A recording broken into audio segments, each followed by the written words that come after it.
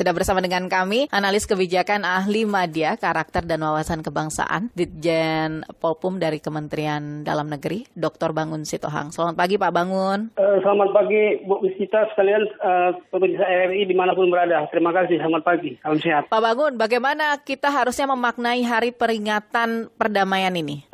Karena ini hari perdamaian internasional, tentu kita berbicara lebih jauh kepada hakikat hubungan antar bangsa dulu ya Mbak untuk core-nya. Jadi tema tahun ini yang kita lihat di berbagai media atau literasi itu dia Action for Peace, Our Ambition for All Global Goals. Artinya ambisi kita itu ambisinya dibikin jangan untuk kepentingan bangsa kita tapi untuk seluruh dunia. Karena ini pengalaman-pengalaman masa lalu perlu ada penguatan rasa untuk saling menghargai, menghormati, menjaga harmoni di antara umat manusia. Karena dampak dari perang, dampak dari hal-hal yang menyangkut lintas bangsa yang saling konflik, itu adalah kepada manusia, ibu, anak, dan semua dalam taraf kehidupan ekonominya, kehidupan kesehatannya, dan keberlanjutan daripada alam itu sendiri. Nah, jadi kira-kira kita itu diminta setiap manusia lah, masyarakat, warga negara, dan warga negara internasional, tuduhan bangsa,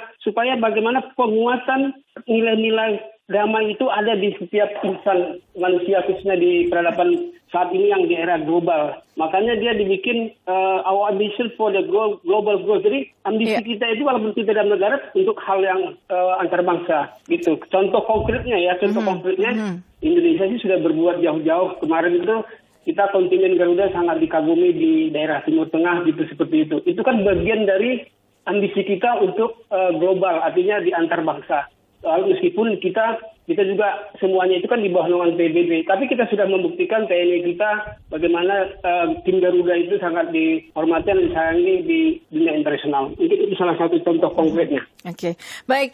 Kita pagi ini juga boleh berbincang dengan pendengar ya, Pak Bangun ya, boleh ya. Jadi untuk Anda pendengar yang juga ingin ikut berinteraksi bersama kami pagi hari ini, mungkin Anda memiliki tanggapan begitu ya terkait dengan peringatan Hari Perdamaian Internasional. Anda juga bisa sampaikan melalui line telepon kami 0213844545,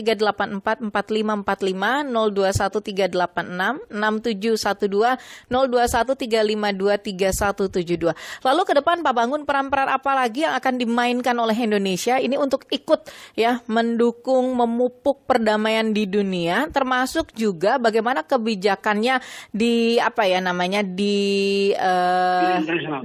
di dalam negeri begitu, seperti apa? Begini Bu Sita, kalau di dunia internasional sebelum dulunya konferensi Asia Afrika seperti yang di Bandung, itu kan langkah-langkah kita untuk memupuk perdamaian dunia. Sebenarnya kita sudah berbuat jauh-jauh hari sebelum acara PBB yang dibuat PBB ini. Ini kan dimulai kalau tidak salah kita lihat di berbagai literasi itu kan di resolusi 55 tahun 2082 nomor 282 tahun 1991. Meskipun efektifnya 1991. Ini adalah trigger ya, triggernya. Tapi kalau misalkan ditanya bagaimana kondisi peran itu, kita sudah internasional sudah oke. Nah, kalau untuk kita di dalam negeri, kita sudah berbuat berbagai hal yang menyangkut seperti harmoni kebangsaan kita buat di dalam setiap lintas masyarakat dalam rangka membuat kegiatan. Tapi ada core yang harus kita pahami sebagai bangsa yang telah menjunjung rasa perdamaian sejak dulu. Ada yang namanya itu musyawarah mufakat. Ini nilai yang sangat nempel di dalam nilai Pancasila itu, kegotong royongan.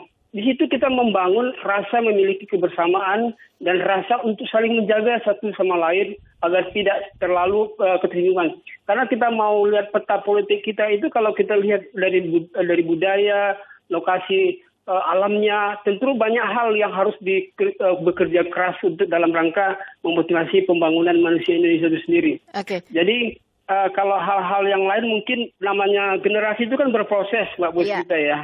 Mungkin 08, 28, 45, 65 itu berproses. Jadi dan itu tantangannya beda-beda kan ya Pak Bangun ya? Iya. Tiap generasi itu. Iya. Jadi kalau sekarang ini kalau kita mau jujur, orang di rumah sendiri dia diam sendiri, tapi dia buka handphone, dia menjelajah dunia maya gitu. Inilah yang perlu kita bangun, bagaimana penguatan rasa perdamaian itu kita konsep dari nilai budaya kita sendiri. Jadi bisa nanti dia melalui teman-teman kalau ada Instagramnya, silakanlah buat hashtag yang sifatnya tidak memprovokasi dan sebagainya, atau buat di YouTube-nya yang membuat bisa membangun literasi untuk saling menyayangilah antar umat gitu. Jadi sehingga kita tidak terbentur pada hal-hal yang konflik. Oke Pak Bamangun, ini sudah ada pendengar kami dari Jakarta Pak Hadi yang juga ingin berinteraksi langsung bersama kita. Boleh ya? Kita sapa dulu Pak Hadi. Boleh, silakan Pak Hadi. Ya. Selamat pagi Pak Hadi. Selamat pagi, Assalamualaikum Bu. Waalaikumsalam warahmatullahi wabarakatuh. Silakan Pak Hadi. Tadi saya mendengar narasumber itu bicara mengenai hal-hal yang lebih kepada wacana peraturan dan perundang-undangan. Tapi dalam kenyataannya Pak, Hari Damai Internasional kita harus mulai dari negeri sendiri. Damai itu berarti kalau menurut saya Pak, damai jasmani dan rohani. Jasmani dari peperangan, rohani dari ketenangan hidup di negeri ini. Kalau kita lihat negara kita sampai sekarang, kita belum mengalami jasmani yang kita sebut dengan kedamaian hati nurani, kedamaian batiniah. Jadi kalau kita lihat, coba aja negara sampai sekarang belum bisa mengatasi tawuran pelajar, belum bisa mengatasi geng motor, belum bisa menghadapi KDRT, sampai terjadi pembunuhan anak, suami, istri. Ini bagaimana Pak kita bisa damai cara dalam negeri? Ya, baik. Jadi kita tidak usah bicara damai luar negeri. Bagaimana konkretnya untuk di dalam negeri begitu ya Pak Hadi ya? Itu yang sama, supaya para penguasa kita, karena sampai sekarang kita belum menemukan Bu yang namanya pemimpin di negeri ini. Yang ada hanya penguasa Bu. Terima kasih. Terima kasih Pak Hadi di Jakarta. Nah Pak Bangun, ke depan bagaimana ini Pak Bangun? Nah begini, makasih Pak Hadi. Kebetulan kan tema ini kan tema internasional ya. Betul. Yang kita peringati ini kan Hari Perdamaian Internasional. Kalau yang namanya ke dalam negeri tentu kan tadi seperti Bu Pita bilang itu kan generasi itu kan dipengaruhi oleh lingkungan gitu. Itulah wawasan itu kan. Nah mungkin dulu kita belum ada seperti medsos dan medsos ini kan mungkin kita hanya terbatas pada face to face ya, hubungan antara entitas yang terdekat. Dan dengan adanya ini semua itu kita harus memperkuat dari jati diri kita. Dari mana mulainya? Dari kita. Pemerintah itu paling berapa sih pegawai negeri? Anggaplah 2 juta, 3 juta. Bisa mempengaruhi 270 sekian juta penduduk. Nah, tanggung jawab semua yang namanya pendidikan itu tanggung jawab keluarga, tanggung jawab masyarakat, stakeholder pendidikan, juga aturan itu yang mengatur dari samping pemerintah yang memfasilitasi semua berkait dengan hubungan antar masyarakatnya. Tapi tetap kan di kita itu ada namanya forum pembauran kebangsaan. Nah, di situ kan ada opinion leader, tokoh-tokoh masyarakat, mau dari pengusaha, dari suku apapun dia gabung gitu. Nah itulah yang sedang di Kemendagri itu menggelorakan forum pembauran kebangsaan. Di satu sisi juga ada FKUB-nya seperti itu. Jadi persoalan-persoalan bangsa ini harus dijawab juga dengan bagaimana membangun hubungan antara masyarakatnya, tidak hanya karena individunya. Nah, kalau ada dampak-dampak yang lain-lainnya daripada kebijakan itu, di negara manapun di dunia ini, setiap kebijakan ada dampak. Tapi yang diperlukan adalah bagaimana memperkuatnya dengan pendekatan-pendekatan kearifan lokal, tapi dalam era dunia maya, medsos. Gitu. Nah, Pak Bangun, tapi kalau Kemendagri begitu menghadapi berbagai tantangan tadi, sekaligus juga bagaimana upaya atau melalui kegiatan seperti apa sih yang dilakukan untuk memperkuat karakter kebangsaan lagi nih, bangsa Indonesia ke depan begitu kan, untuk kita supaya bisa menghadapi berbagai tantangan itu bersama-sama begitu Pak Bangun? Ya, kita sejak tahun Permendagri 71 tahun 2012, kita telah membuat pusat pendidikan dan wawasan kebangsaan. Di situ ada pokjanya, ada TNI, ada Polri, ada tokoh-tokoh masyarakat, tokoh-tokoh ormas, dan lintas yang peduli terhadap kebangsaan. Itu ada sejak tahun 2012.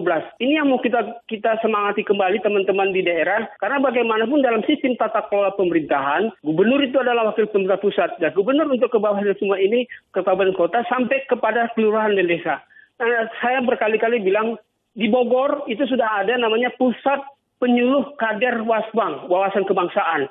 Yang petugasnya itu bukan orang pemerintah, tapi adalah petugas-petugas RT, tokoh-tokoh masyarakat, ibu-ibu, dengan model-model pendekatan ke masyarakat, sampai ke sekolah, sampai ke majelis-majelis taklimnya, sampai semuanya.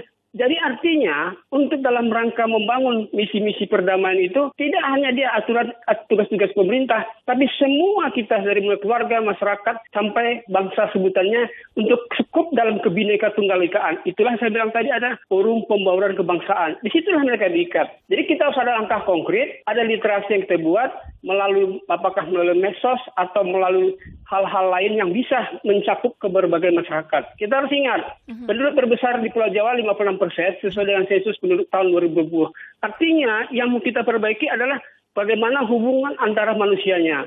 Nah, untuk hal-hal yang lain, saya pikir apapun pekerjaan kita pasti ada dampak. Tapi jangan kita jadikan dampak itu menjadi kesimpulan dalam sesuatu apa yang kita lakukan. Saya pikir sementara itu. Oke, Pak Bangun. Jadi begini, untuk untuk kedepannya begitu, masyarakat kalau menurut Pak Bangun apa yang paling bisa dilakukan untuk kita bisa sama-sama terus memperkuat perdamaian di dalam negeri saja kita bicara itu, karena kan Indonesia juga sebenarnya punya isu-isu yang terkait dengan hal itu ya, yang masih terus kita dengar lah sampai sekarang. Bagaimana kemudian kita bisa menjaga itu, menjaga perdamaian, menjaga keragaman kita, Pak Bangun? Kalau di kalangan akademis, ya silakanlah Anda buat pola-pola penguatan literasi nilai-nilai damai itu melalui konferensi, seminar, workshop dan sebagainya. Itu untuk kalangan akademis misal gitu ya, supaya dia bisa menularkan kepada yang lain. Nah, kalau di masyarakat konkretnya bisa melalui pagelaran budaya. Misal kita kalau nonton wayang satu hari semalam, bukan wayang itu tonton, tapi bunyi-bunyi kelakon-lakon apa yang membuat itu gaduh, membuat damai. Kan akun wayang itu sebenarnya kalau ditonton, walaupun saya orang Batak, enak saya melihat gitu kalau memahaminya. Oh, bagaimana menghormati orang, bagaimana beretika, ada semua situ. Jadi dalam pagelaran budaya, parade dan sebagainya, bikinlah yang nilai-nilai sosial yang kita bisa memupuk rasa kebersamaan, saling menghargai. Saya pikir itu. Nah, di dunia mayanya, khususnya sekarang kalau tidak salah saya pernah lihat, 75% tuh anak-anak sekarang milenial sama Z itu udah pakai handphone semua. Dia pemimpin redaksi, dia mengedit, dia men-share, dia mendelete dan sebagainya. Nah, ini marilah kita yang sama-sama yang untuk mau berbaktikan diri melalui medsos, bikin di YouTube Anda yang kira membangun literasi kebersamaan. Terus di Instagram dan sebagainya. Itu kan gratis. Tapi jangan gratis itu kita jadikan tempat kita yang sifatnya berselancar untuk hoax gitu. Dan itulah tanggung jawab moral. Dari mana dimulai? Saya tidak orang baik kali bisa gitu. Tapi saya mulai diri saya dulu gitu. Paling tidak itu dulu. Mulai dari diri kita, mulai dari sekarang dan mulai dari hal yang kecil begitu ya, Pak Bangun ya? Iya. Gini, pasti biar kita tahu.